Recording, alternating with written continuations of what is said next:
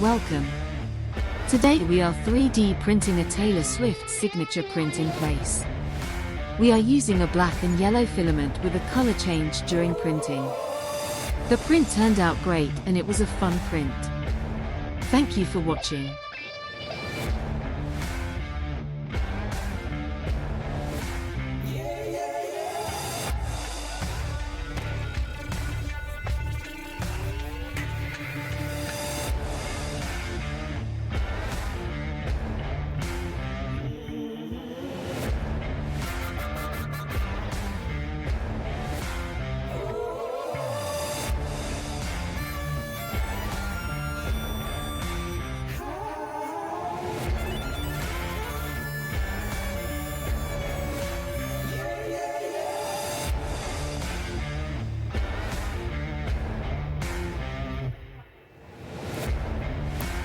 Thank you for watching. Please subscribe.